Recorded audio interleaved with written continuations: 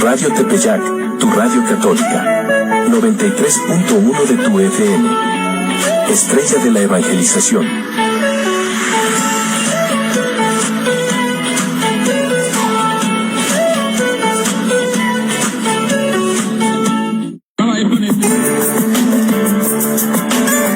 Bienvenido a tu programa, Dialogando con el Obispo.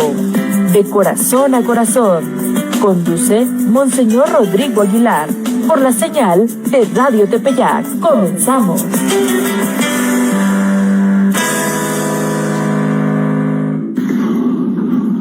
Nos encontramos de lleno en el gozo de la Pascua con Jesús resucitado. El Papa San Juan Pablo II, de venerada memoria, designó este segundo domingo de Pascua como de la Divina Misericordia, como un eco o resonancia de las revelaciones de Cristo a Santa Faustina Kowalska, religiosa polaca. El mismo Papa tuvo el regalo de partir a la casa del Padre precisamente en las vísperas de esta fiesta. Las oraciones y lecturas del día nos enfocan en diversos ejemplos de la misericordia de Jesucristo resucitado. Como narra San Juan en su Evangelio, estando cerradas las puertas de la casa donde se hallaban los discípulos por miedo a los judíos, se presentó Jesús en medio de ellos y les dijo: «La paz esté con ustedes». Esta paz que Jesús resucitado da a los discípulos es signo de su misericordia, para que superen el miedo y afronten con valentía el anuncio de Jesús. Además, Jesús les concede el don del Espíritu Santo. Para San Juan, el mismo día de la resurrección es el don del Espíritu Santo. Especialmente la misericordia de Jesús se manifiesta en bien de Tomás, uno de los apóstoles, que no está presente este día y se pone exigente con requisitos para creer en Jesús resucitado.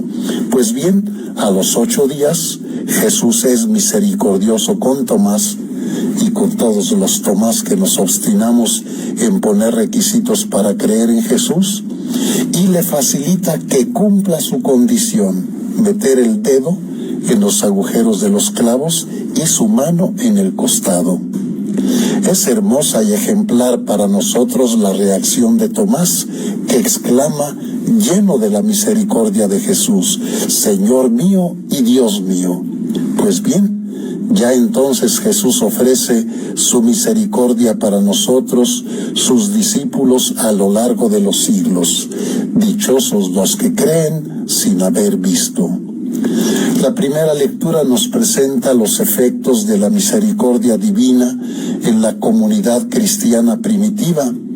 Todos los creyentes vivían unidos y lo tenían todo en común. Para que aprendamos aquí y ahora a vivir el don de la misericordia que Jesús sigue derramando sobre sus discípulos. En la segunda lectura, San Pedro, en el inicio de su primera carta, comparte los efectos de la misericordia divina recibida. Dice: «Alégrense aun cuando ahora tengan que sufrir un poco por adversidades de todas clases, a fin de que su fe, sometida a la prueba, sea hallada digna de alabanza, gloria y honor». Nosotros y el mundo entero necesitamos de la misericordia divina en situaciones de violencia y guerra entre naciones, con manifestaciones muy claras y palpables y que pueden desencadenar una guerra a nivel mundial. Violencia y guerra que sigue desatada en nuestras regiones con el crimen organizado y que se ha adueñado de los pueblos, de los comercios, de la vida social y política. Necesitamos de la misericordia divina, que se nos manifieste, derrame su paz y bondad sobre nosotros y sepamos compartirla generosamente en nuestro derredor, familias y comunidades. Salgamos a los demás como testigos e instrumentos de misericordia.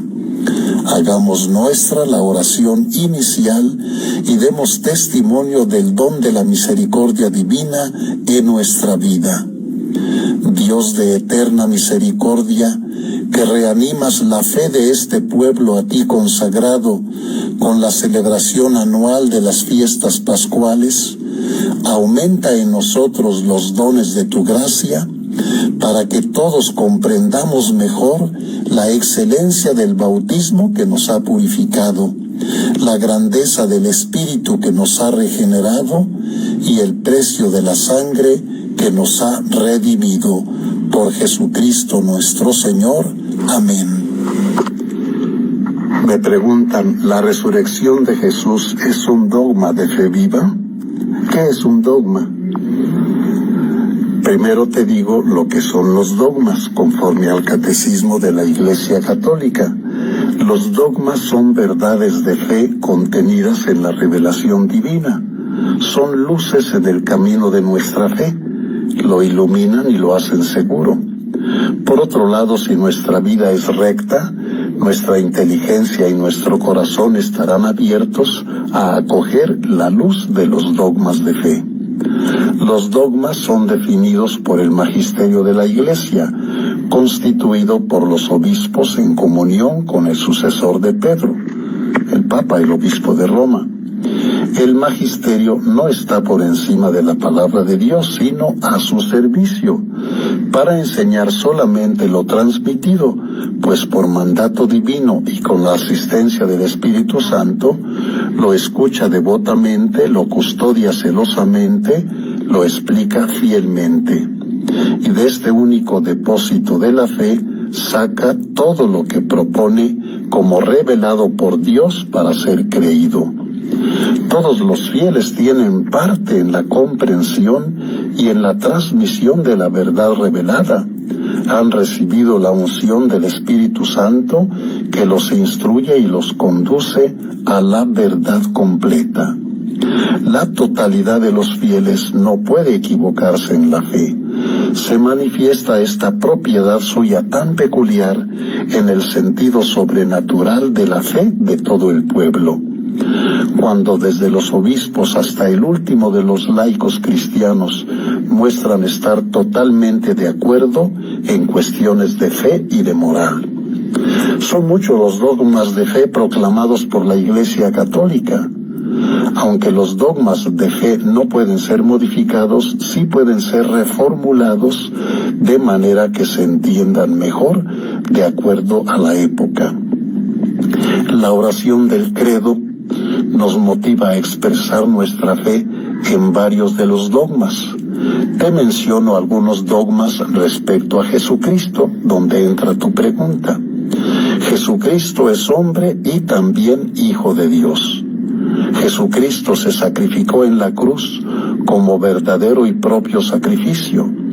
Cristo, por su naturaleza humana, era al mismo tiempo sacerdote y ofrenda, pero por su naturaleza divina, juntamente con el Padre y el Espíritu Santo, recibía el sacrificio. Cristo nos rescató y reconcilió con Dios por medio del sacrificio de su muerte en la cruz. Jesucristo quiso ofrecerse a sí mismo a Dios Padre como sacrificio presentado sobre la cruz para conseguir para nosotros el perdón eterno. Al tercer día después de su muerte, Cristo resucitó glorioso de entre los muertos. Cristo subió en cuerpo y alma a los cielos y está sentado a la diestra de Dios Padre. Otra persona me hace este comentario: Jesús, que resucitó de entre los muertos, nos resucite también a nosotros al final de la historia. ¡Viva Jesús resucitado! Yo respondo, efectivamente, nuestra fe debe llevarnos a ser fieles testigos, discípulos y misioneros de Jesucristo, a fin de dar testimonio de su vida y evangelio. Si nos hemos unido con devoción, penitencia y arrepentimiento al proceso de la pasión y muerte en la cruz, Ahora nos corresponde unirnos y dar testimonio de su resurrección. Hay quienes procuran mucho la penitencia y el espíritu cuaresmal. Conviene que sepan dar paso al gozo de la Pascua. Pero otras personas solo quisieran gozar, disfrutar de la vida, sin tener que pasar por el sufrimiento y la cruz. La verdadera alegría con Jesús resucitado supone haber pasado por la experiencia dolorosa y penitencial de la Cuaresma y la cruz. Ya he comentado en otros momentos, tenemos muchas prácticas para la penitencia cuaresmal, pero nos faltan ejemplos y procesos para la alegría pascual. Así como nos hemos unido en el rezo del Vía Crucis, también conviene que nos unamos en el rezo del Vía Lucis, o sea, el camino de la luz, de la alegría pascual. Pero la auténtica Pascua, el auténtico Vía Lucis, implica haber pasado por el proceso penitencial de la Cuaresma, y la Pascua incluya muchos momentos celebrativos de alegría, aunque siga habiendo situaciones de fatiga y cansancio. Me dice otra persona, el padre Juan, aquí en Argentina iniciamos ya el otoño y se vino con todo, parece ya invierno, frío y lluvias. Este comentario me lleva a decir lo siguiente, que para algunas personas puede ser una novedad en la medida que no hayan viajado gran cosa, y para otras personas ya es algo normal en la medida que hayan viajado a muy diversos lugares. Voy a partir del lugar de donde estoy. Vivir en los altos de Chiapas todavía hace frío, pero en Tuxtla Gutiérrez, apenas a 50 kilómetros de distancia, están abrumados por el calor. Es que cambia la altitud, 1600 metros de diferencia. Además, es diferente el calor de Tuxtla que el calor de Tapachula o de Palenque, porque de Tapachula o Palenque es más húmedo. Exactamente en este mismo momento, cuando para nosotros es de noche, para otras personas es de mañana o de día. En el invierno, las noches son muy largas y los días muy cortos. Por el contrario, en el verano, los días son muy largos y las noches muy cortas. En la medida que se está cerca del Ecuador, no se nota la diferencia, pero en la medida que se está más hacia el hemisferio norte o el hemisferio sur, entonces cambia la situación. Así puede haber lugares en el mundo en que en algunas fechas son 24 horas de sol. Por el contrario, otros lugares en que puede haber casi 24 horas de oscuridad. Voy a lo que el padre Juan, que vive en Argentina, ha comentado. Dice, iniciamos ya el otoño, se vino con todo, parece ya invierno con frío y lluvias. En cambio, para nosotros en Chiapas vamos iniciando la primavera. Es que estamos en el hemisferio norte y Argentina está en el hemisferio sur. Aunque nosotros nos acostumbremos al propio clima y estación, el cuerpo lo resiente cuando hay cambio brusco. Por ejemplo, con motivo de un viaje largo, cuesta entrar al nuevo horario. Viajar provoca aprender mucho. Una persona me hace una serie de preguntas. ¿Simón el Cirineo, que ayudó a Jesús a cargar la cruz, se volvió santo? ¿Y qué habrá pasado con los soldados que golpearon a Jesús? ¿Qué pasó con los que lo condenaron? Voy respondiendo a estas preguntas. Simón de Cirene, o el Cirineo, fue, según los evangelios de Marcos, Mateo y Lucas, la persona que ayudó a cargar con la cruz de Jesús hasta el Gólgota, donde luego Jesús fue crucificado. Se dice que Simón de Cirene venía del campo, y en el Evangelio de Marcos se hace referencia a él como padre de Alejandro y de Rufo. Cirene estaba situada en la actual Libia, en la costa norte del continente africano. Fundada por los griegos en el siglo VI a.C. y más tarde habitada por una importante población judía, Cirene era la capital del distrito romano de Cirenaica en tiempos de la crucifixión de Jesús. Para entonces Cirene albergaba a numerosos judíos de habla griega, conocidos como judíos helenistas.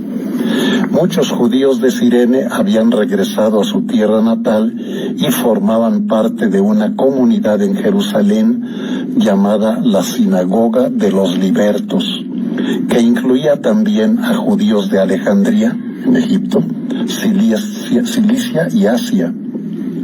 San Lucas, en los Hechos de los Apóstoles, menciona a hombres de Cirene entre los convertidos en Pentecostés. Aunque obligado Simón de Cirene por los soldados a ayudar a Jesús a cargar la cruz, se reconoce la bondad con que lo hizo. La Iglesia ortodoxa venera a Simón de Cirene como santo, pero la Iglesia católica romana no lo venera formalmente como santo. Acerca de los soldados que colaboraron en la crucifixión de Cristo, como dice el Evangelio, se repartieron las vestiduras de Jesús, y ya que su túnica, la de Jesús, era de una sola pieza, en lugar de romperla, la pusieron a suerte para uno solo. Según la tradición, el centurión que perforó el costado de Cristo, conocido luego como Longino, se convirtió al cristianismo posteriormente, y también, según la tradición, fue martirizado y venerado como santo. Mientras que los soldados que fueron guardia para cuidar el sepulcro de Jesús, cuando resucitó, fueron sobornados con dinero para ocultar el hecho de su resurrección y más bien dar la versión de que los discípulos se robaron el cuerpo. Respecto a las personas que condenaron a Jesús, no hay tradición constante. En la Divina Comedia, el escritor italiano Dante Alighieri los sitúa en el infierno, en la fosa de los hipócritas, castigados de la misma forma. Están crucificados en la tierra y son pisados por los demás condenados, que están vestidos con capas de plomo.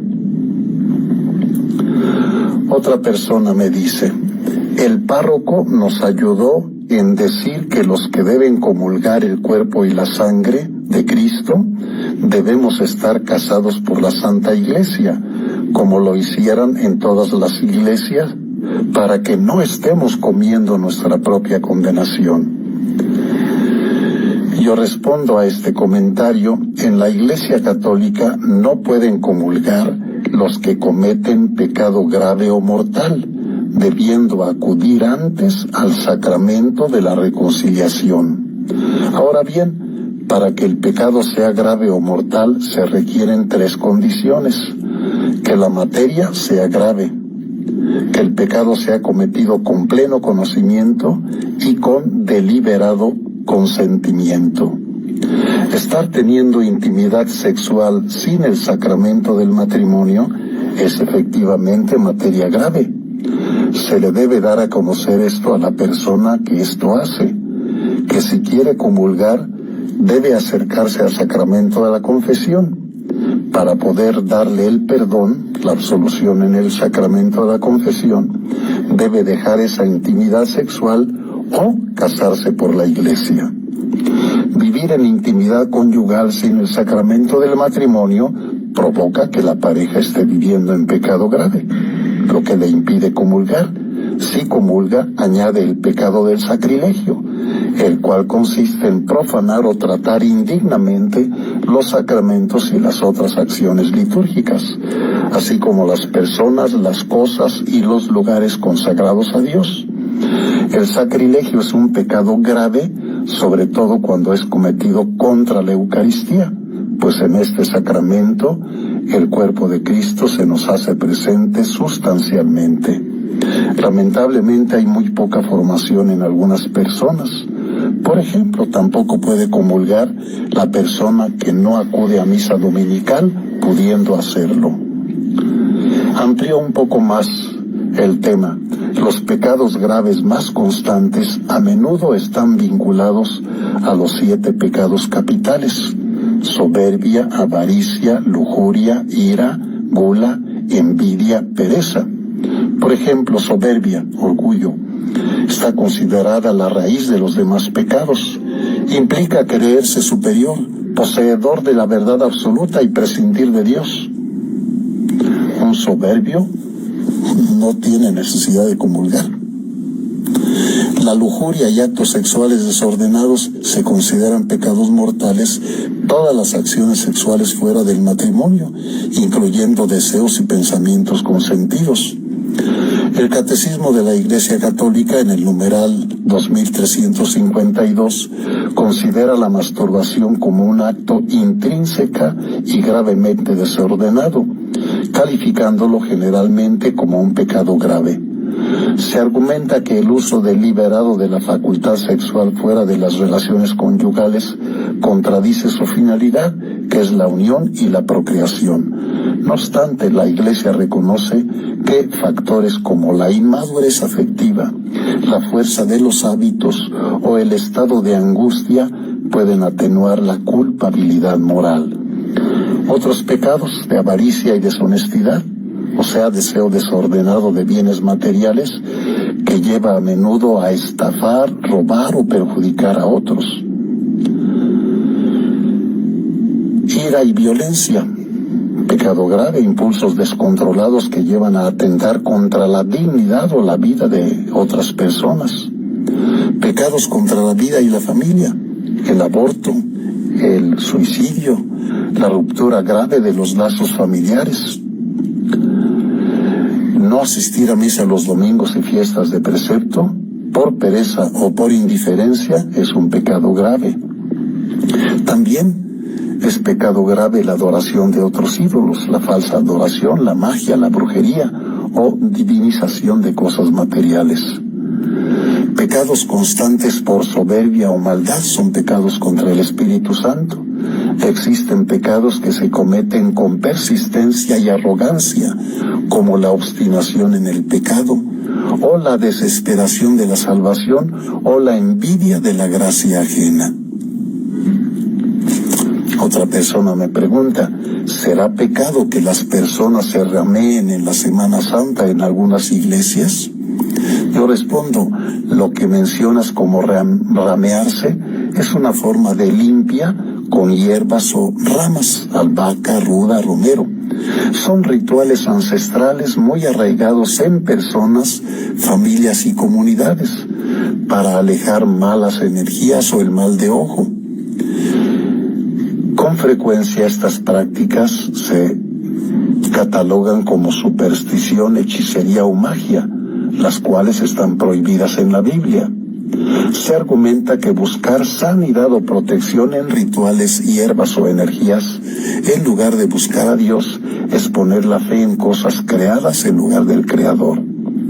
La verdadera limpieza desde este punto de vista es la limpieza espiritual a través de la oración, el arrepentimiento y la confesión de pecados. Entonces es importante dar profunda formación cristiana. Ahora bien, cuenta mucho la intención en esto del ramearse. Si la acción se hace sin intención de magia negra o culto a fuerzas oscuras, si se centra en la relajación o el uso de plantas por sus propiedades aromáticas, no constituye un pecado en sí, más bien es parte de una práctica cultural. De modo que habría que conocer el contexto, las tradiciones en esa persona o en esa comunidad para dar una ayuda más precisa.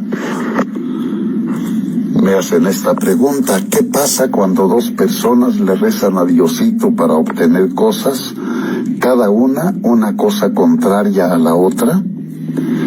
Yo contesto, Dios no responde de manera complaciente a las peticiones que le hacemos. Ciertamente no va a conceder dos cosas que se oponen mutuamente, pero también podría ser que no conceda ninguna de esas dos cosas. Hay que revisar y corregir la perspectiva de nuestras peticiones. Dios no es un cumpleantojos, por muy piadosos que seamos los que le pedimos. Lo ideal es pedir a Dios, pero tratando de centrarnos en la voluntad de Dios. En otras palabras, pedir conforme a lo que Dios sugiere que le pidamos. Esto lo encontramos, por ejemplo, en el Padre Nuestro, oración que nos enseñó Jesús dirigiéndose a Dios Padre. Oración que cuando nosotros la recitamos, debemos hacerlo en comunión con Jesús, en el Espíritu de Jesús, conscientes de que Jesús la sigue recitando con nosotros al Padre. Y sea lo que sea, que estemos en paz y dispuestos a reconocer que Dios es Padre amoroso que busca nuestro bien, y nosotros debemos estar diligentes, no para insistir en lo que pedimos y pretendemos, sino abiertos a lo que Dios nos conceda, que siempre será lo mejor. Jesús se dirige al Padre con confianza y con actitud de hijo. Le dice Padre. La palabra que usó y que aparece varias veces en el Evangelio es Abba, querido papá. También Jesús no es egoísta, le dice Padre nuestro. Luego lo invoca reconociéndolo, alabándolo. Que estás en el cielo, santificado sea tu nombre. Con la mirada y el corazón en el Padre del cielo, le pide con confianza, venga a nosotros tu reino. Lo hace con disponibilidad amorosa y obediente. Que el reino de Dios baje, también que nosotros subamos, anhelemos subir, que seamos parte de su reino. Por eso le pedimos, luego, hágase tu voluntad en la tierra como en el cielo. No le pedimos de manera egoísta, sino con disponibilidad a sintonizar con los planes y anhelos divinos. Estando en esa sintonía, no tanto de pedirle que nos conceda muchos bienes materiales o afectivos, le pedimos que nos dé el pan de su palabra, de sus mandamientos, que nos conceda el perdón, que no nos deje caer en la tentación, que nos libre del mal. Me preguntan también, a los enfermos que no pueden llegar a la iglesia y no están confesados, ¿se les puede llevar la comunión a su casa? Y yo respondo, efectivamente, así es. Para los enfermos que no están en posibilidad de acudir a la iglesia, se les puede llevar la comunión a su casa o al hospital. Esto lo pueden hacer los sacerdotes, los diáconos, sea transitorios o permanentes, también los ministros extraordinarios de la comunión. Pero si están en pecado grave, primero deben confesarse con algún sacerdote para poder recibir la comunión. Me preguntan también, ¿se puede considerar a Jesús como parte de los Anahuim? Yo respondo, Anahuim es una palabra en arameo que se traduce como los pobres de Yahvé, refiriéndonos a personas humildes, sencillas y desposeídas, caracterizadas por la pobreza material y la riqueza espiritual. Viven el desprendimiento, la dependencia absoluta de Dios. Históricamente los Anahuim son el fruto más precioso de la espiritualidad del Antiguo Testamento, preparando el camino para Jesús. Son hombres y mujeres que, habiendo puesto toda su esperanza en Dios, comprendieron que su única y verdadera riqueza era Dios mismo. Creían radicalmente en Dios y, teniéndolo en su corazón, les bastaba para sobrevivir. Eran sencillos, trabajadores, piadosos y buenos con todos. Esto no los libraba de ser maltratados o vistos como personas cortas de visión o empuje. Pero su tarea iba más allá de volverse exitosos, prósperos o llenarse de posesiones materiales. Tampoco eran grandes intelectuales, aunque la inteligencia y la sabiduría muchas veces han sido contrarias. Y de lo segundo, estos pobres de Dios fueron dotados con sobreabundancia. Esta fe y esperanza inquebrantables los hacían únicos entre su pueblo. Se convertirían en el resto fiel, en el pueblo escogido del cual vendría el Mesías, en los Anahuim. También son Anahuim los ancianos Simeón y Ana, igualmente la Virgen María y José. El mismo Jesús asume el espíritu de los Anahuim. En el Sermón de la Montaña, su primer discurso, según lo presenta San Mateo en su Evangelio, inicia sus bienaventuranzas dirigiéndose a ellos. Bienaventurados los pobres de espíritu, porque de ellos es el reino de los cielos. También que algunos santos de diversas épocas tienen un marcado rasgo de la Sagrada Familia y esos Anahuim en su carisma.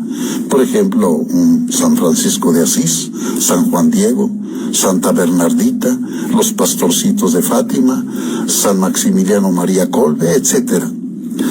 El Papa Benedicto XVI se esforzó en su pontificado por revalorizar la fe y no el poder político de la Iglesia, en exaltar el valor de los sencillos de corazón. El Papa Benedicto XVI mencionó un remanente, un grupo de católicos que pasará por un sedazo y se mantendrá fiel. Ojalá llegásemos a ser de ellos. Incluso Benedicto XVI afirmó que la Iglesia se convertirá en el hogar de los indigentes, o como lo diría la Virgen en sus muchos mensajes, la Iglesia será pobre y humilde. No nos escandalicemos con estas frases proféticas. Ninguna indigencia mayor que la del pecado y a la vez ninguna riqueza mayor que acoger a quien padece miserias. Orientación semejante han llevado el Papa Francisco y ahora el Papa León. Dios nos ama por asumir el espíritu de pobreza. Dios nos envía para acoger y dignificar a los pobres. Otra persona me dice, ¿cómo puedo descubrir mi vocación? Tengo inquietud a la vida religiosa, pero muchos son los llamados y pocos son los elegidos. Tengo miedo de ocupar el lugar y no sea para mí. Yo respondo, si tienes miedo de ocupar un lugar que pudiera no ser para ti, es signo de tu humildad, precisamente signo que viven los Anahuim, o sea, los pobres de Yahvé, los que quieren responder plenamente a Dios, pero no se sienten dignos. Signo del pobre de Dios es su sentido de indignidad, de no merecer la vocación a la vida religiosa. Cultiva tu vocación, haz oración, dialoga con Jesús, dialoga con la Virgen María, con los santos de tu devoción, que te iluminen para responder al Señor que te llama, te forma y te enviará para que des testimonio de la llamada y misión que Jesús te encomiende. Pero entra en conocimiento de diversos carismas de la vida religiosa para ver en cuál te sientes más identificada. Te recomiendo leas y medites detenidamente el mensaje que el Papa León XIV nos ha enviado con motivo de la próxima jornada vocacional, que será el cuarto domingo de Pascua, el 26 de abril próximo. Mensaje que ya puedes encontrar en internet con toda facilidad. También otra persona me dice que estos días santos sean bendecidos para el mundo ante tanta confusión y violencia. La cruz del Señor sea levantada en alto para que todos los hombres sean atraídos al crucificado. Allí nace el amor, un amor profundo y sincero. Y yo respondo, los oficios del Jueves Santo son una introducción al Triduo Pascual, con la celebración de la Última Cena, en la cual Jesús instituye la Eucaristía y el orden sacerdotal, así como el mandato sobre el amor fraterno, y Él mismo nos da testimonio de amor hecho servicio, lavando los pies de los apóstoles, hecho ante el que Pedro primero reacciona con un rechazo, pero Jesús le indica que si no acepta ser lavado, no tendrá parte con Jesús. Entonces Pedro acepta ese gesto humilde y generoso de Jesús, llamado a replicarlo más tarde en la Iglesia. Al instituir Jesús la Eucaristía en la Última Cena, es el gesto sacramento de lo que experimentará los días siguientes, muriendo en la cruz y resucitando a una vida de la cual ya no puede morir más.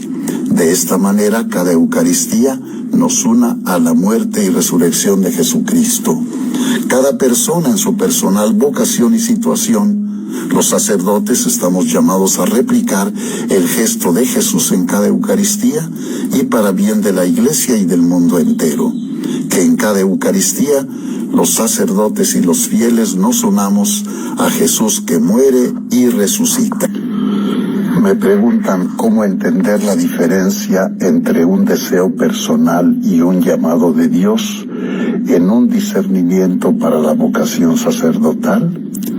Yo respondo, ya sea para la vocación sacerdotal y para toda vocación específica, sea matrimonio, diaconado permanente, sacerdocio, vida religiosa, virginidad consagrada, que nos lleve a vivir nuestro bautismo, nuestra fe, con frecuencia son dos aspectos que mutuamente se influyen y entretejen.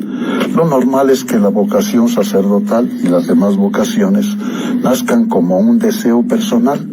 Ahora bien, es importante preguntarnos e indagar si ese deseo personal es sobre todo llamado de Dios.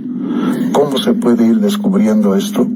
Platicando mucho con Jesús. En la oración, preguntarle, pedirle signos de su voluntad. También debemos examinar qué nos mueve para desear ser sacerdotes.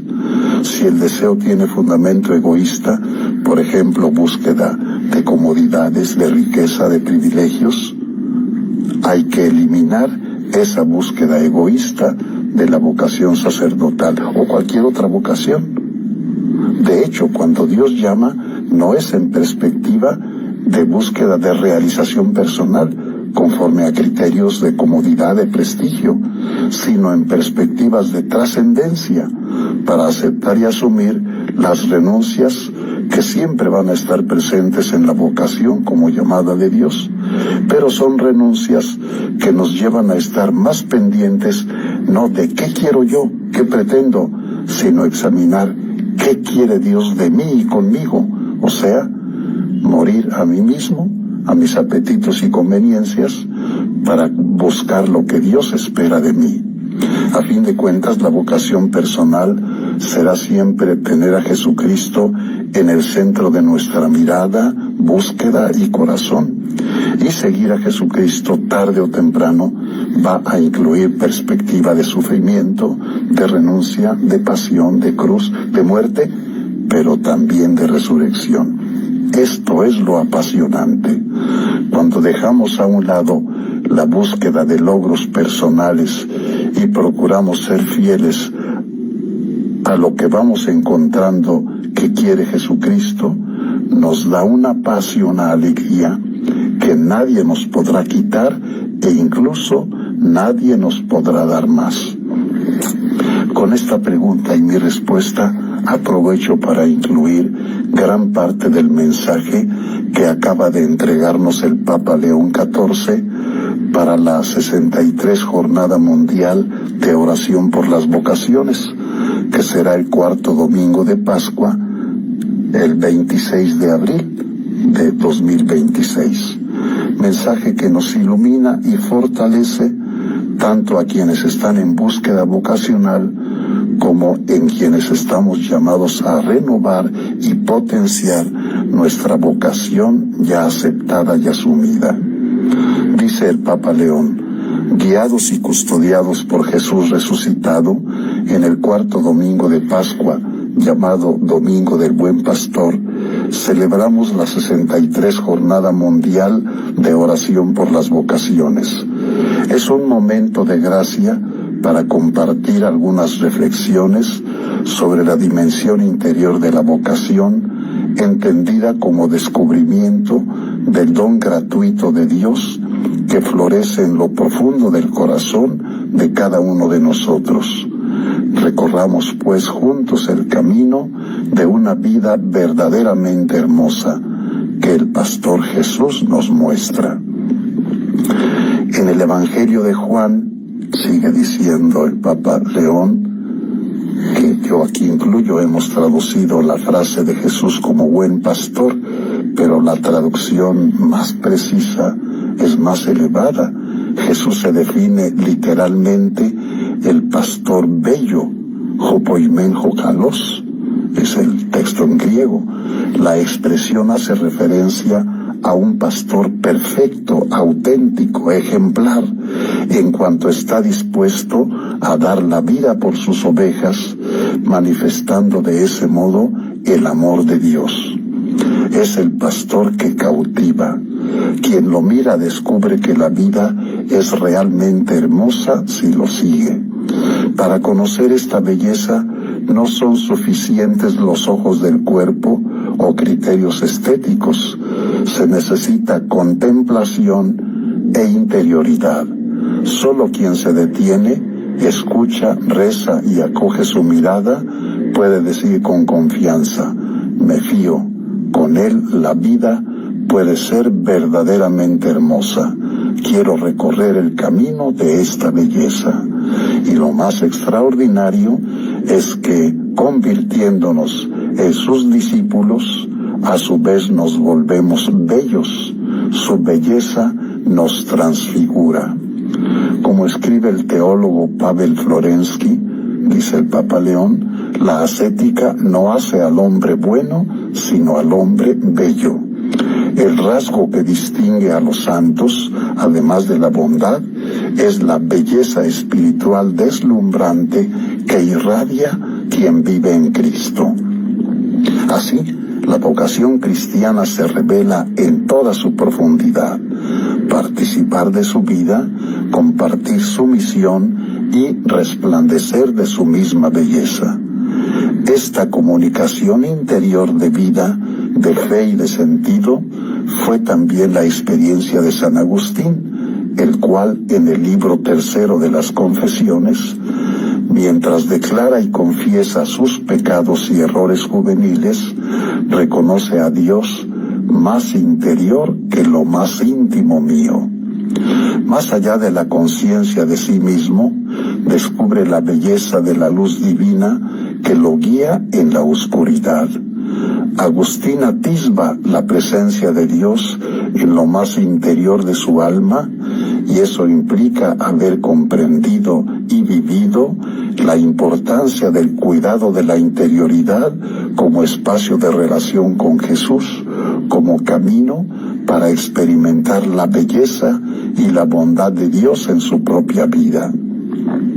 Dicha relación se construye en la oración y en el silencio, y si se cultiva, nos abre a la posibilidad de acoger y vivir el don de la vocación, que nunca es una imposición o un esquema prefijado al que simplemente hay que adherir, sino un proyecto de amor y de felicidad. En la pastoral vocacional y en el compromiso siempre nuevo de la evangelización, es urgente volver a partir del cuidado de la interioridad.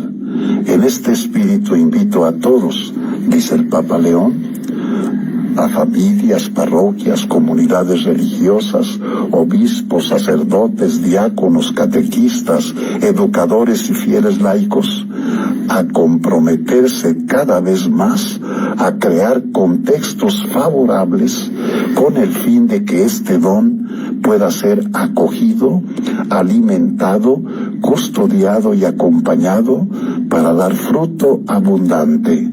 Solo si nuestros ambientes brillan por la fe viva, la oración constante y el acompañamiento fraterno, la llamada de Dios podrá surgir y madurar, convirtiéndose en camino de felicidad y salvación para cada uno de nosotros y para el mundo.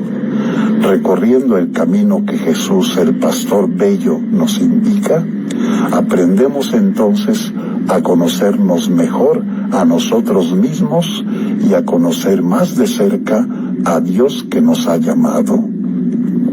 El Señor de la vida nos conoce e ilumina nuestro corazón con su mirada de amor.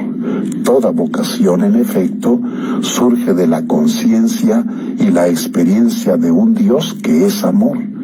Él nos conoce profundamente, ha contado los cabellos de nuestra cabeza y ha pensado un camino único de santidad y de servicio para cada uno.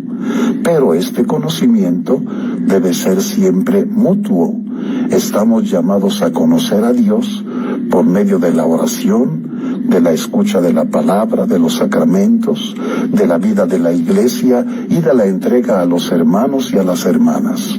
Como el joven Samuel, que durante la noche, quizá de manera inesperada, oyó la voz del Señor y aprendió a reconocerla con la ayuda de Elí.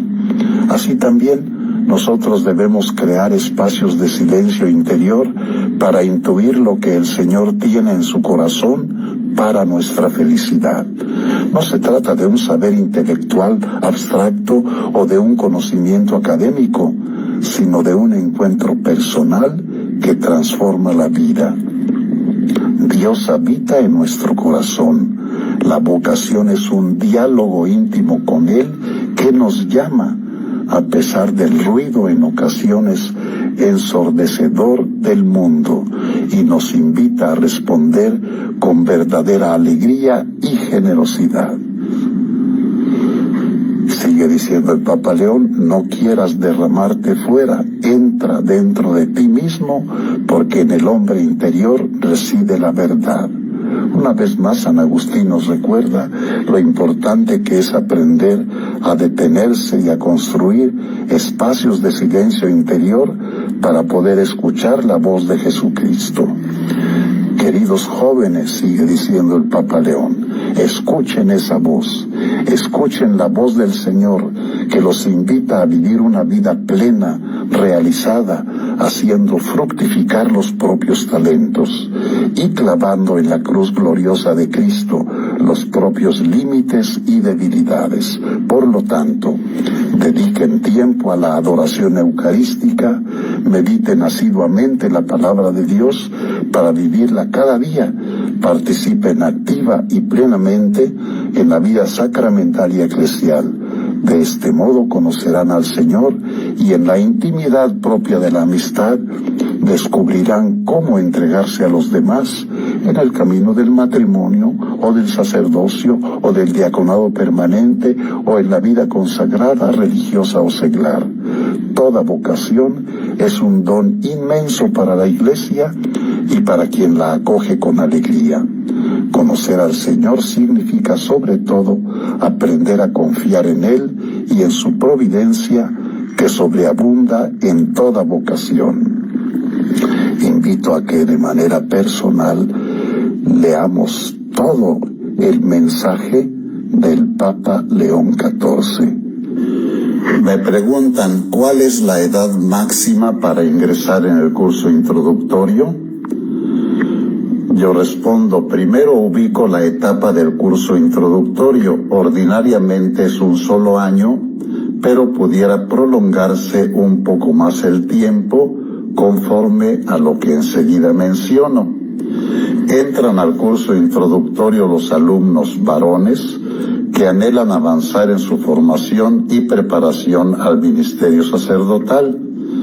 Como mínimo deben haber concluido al menos la etapa de estudios de lo que en México se llama la preparatoria, o sea, la etapa previa a la universidad. Pero si alguien no ha terminado esa etapa preparatoria, puede hacer el curso introductorio combinando con asistencia para concluir los estudios que le falten de la etapa de preparatoria. Terminado el curso introductorio, el alumno pasa a la etapa discipular, que anteriormente se acostumbraba a llamar etapa de filosofía, y luego pasa a la llamada etapa configuradora, que era la llamada etapa de teología. Bien, respondiendo a la pregunta concreta, no hay edad máxima para acudir al curso introductorio. Por otra parte, para quien ya tenga licenciatura en alguna especialidad, pudiera considerarse lo que se requiriera en su caso, a qué grado escolar recibirlo en el seminario para que continúe su formación para el ministerio sacerdotal. En este año escolar, de los 6 alumnos que hay en el curso introductorio, 3 de ellos ya tienen licenciatura. Además, me ha dado alegría advertir la armonía de relación y acompañamiento mutuo que se dan los 6 alumnos. 3 de ellos ya con título, como decía, y 3 de ellos en edad y proceso normal tras los estudios de preparatoria. La diferencia de edades no ha significado obstáculo para hacer vida comunitaria e integrarse en todos los aspectos de su formación. Cada vez más se va dando el caso de varones de edad avanzada y que empiezan a tener la inquietud de ser sacerdotes. Lo importante es que tengan el espíritu juvenil, como el que nos da testimonio los ancianos Simeón y Ana en el Evangelio de San Lucas, que se alegran al identificar en el niño Jesús, bebé de 40 días que es presentado en el templo por sus padres María y José, y que lo reconocen como luz de las naciones, lo que anhelaban profundamente, y con ello ya pueden morir en paz. Pues bien, un joven o adulto o incluso un anciano que empieza a meditar en la perspectiva de formarse para ser sacerdote, es algo sagrado que no podemos desdeñar, despreciar, sino apoyar, para clarificar cómo se ha sentido llamado por Dios y que le pueda responder. No podemos estorbar, sino acompañar y promover la posibilidad de su vocación al ministerio sacerdotal. Responder a este llamado de Dios en esas circunstancias y acompañar esa posible vocación no es algo fácil ni sencillo, pero sí apasionante, pues significa entrar en el misterio de Dios que llama y el ser humano que quiere responder. Me dice otra persona: estimado Monseñor, le pido de favor ofrecer la Eucaristía por mi madre, que se llama Gloria, y mi familia en general. Desde ya, muy agradecido, Padre Juan. Me ha conmovido esta petición, pues es de un sacerdote y extranjero, de fuera de México. Me uno a esta petición, orando por el Padre Juan, por su madre, por su familia, por su ministerio sacerdotal. La comunión de vida no se logra solamente caminando físicamente juntos.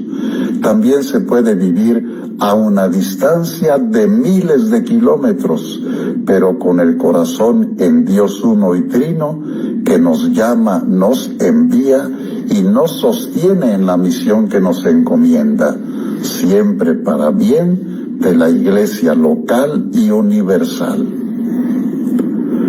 Me dice otra persona: estimado Monseñor, desde Celaya, Guanajuato, ¿a cuántas horas de viaje queda su diócesis? Perdón por la pregunta. Yo respondo con gusto a esta pregunta. Ahora por internet es posible averiguar este tipo de datos. De San Cristóbal de las Casas en Chiapas a Celaya en el estado de Guanajuato hay 1,143 kilómetros. La distancia promedio por carretera es cerca de 14 horas. Desde luego que depende del día y la hora, lo mismo que si hay o no obras en el trayecto de la carretera. También a veces pudiera haber bloqueos por accidentes. Todo esto puede modificar el tiempo de traslado. A veces hemos hecho cerca de 20 horas, pero otras veces han sido apenas 12 horas. También cuenta la elección de carreteras, pues hay opciones a elegir. Me hacen esta otra pregunta: ¿en qué fecha exacta se festeja a Santa Águeda? ¿El 4 o el 5 de febrero? Yo respondo: buena pregunta. Respondo diciendo primeramente: Santa Águeda nació, vivió y fue martirizada en Catania, ciudad de la isla de Sicilia. Por esta razón, los sicilianos, muy devotos, han llevado esta devoción a donde se han trasladado para vivir y trabajar. La fiesta para la Iglesia Universal es el día 5 de febrero, pero como en este día se celebra en México la fiesta de San Felipe de Jesús, primer mártir mexicano, al menos primero en ser canonizado en el tiempo, pues ahora tenemos también a los niños mártires de Tlaxcala, que vivieron y murieron martirizados incluso antes de las apariciones de la Virgen de Guadalupe, los cuales tuvieron lugar en 1531. Claro que vivieron en ese siglo, pero su canonización fue hasta este siglo por el Papa Francisco. Como quiera que sea, respondiendo a tu pregunta, por celebrar el 5 de febrero la fiesta de San Felipe de Jesús en México, la fiesta de Santa Águeda se ha trasladado en México al 4 de febrero. Otra persona me dice, me gustaría saber cuál es su opinión sobre la pastoral familiar. Yo respondo, como se suele decir, me das donde soy muy sensible. No tanto que me duela, sino que me apasiona la pastoral familiar. Aunque como sacerdote no estuve como responsable en una parroquia, sino siempre como formador en el seminario, ya luego como obispo. Tengo actualmente 50 años como sacerdote y 28 como obispo. También Dios me ha pedido vincularme expresamente con movimientos que promueven la pastoral familiar. Esto me hizo muy sensible al ministerio del Papa Juan Pablo II, ahora ya canonizado, quien desde sacerdote estaba muy dedicado en bien de los matrimonios y las familias. Lo mismo luego cuando fue Papa, al grado que él anhelaba ser reconocido y recordado como el Papa de la familia. La familia es el grupo de personas más cercanas en nuestra vida. Papás, abuelos, hermanos, tíos, primos. En la familia hemos recibido testimonios de amor, de ayuda a crecer en todos los sentidos. Según como sea la familia, así ordinariamente será la persona. Más aún, según como sea la familia, así será la vida social, la parroquia, la diócesis, la Iglesia Universal. Esto no quiere decir que no importen otros aspectos de la vida y la pastoral, pero es fundamental para el desarrollo humano, intelectual, espiritual y pastoral el cuidado de la familia. Todo lo que golpea a la familia también golpea a la ciudad, a la sociedad, a la Iglesia. Todo lo que ayuda a la familia también ayuda a la sociedad, a la Iglesia. Si lo menciona en vinculación con la vida de fe, con la vida parroquial, también es importante que se tenga en cuenta en la escuela. Los proyectos y las actividades de los maestros y todo el personal académico se fortalecen en la medida que se tiene en cuenta la familia. De hecho, con frecuencia los maestros se convierten en segundos papás y mamás. Lo mismo podemos decir de la empresa laboral y política. En la medida que no se trabaja solo con personas individuales o con masas de personas, sino que se tiene en cuenta positivamente a la familia, los proyectos y las tareas tendrán más eficacia y perseverancia. Esto fue todo por hoy. Y recuerda, el próximo lunes tienes una cita con tu programa Dialogando con el Obispo, de corazón a corazón. Radio Tepeyac se renueva para ti. Ahora en la 93.1 de tu FM. Somos la estrella de la evangelización.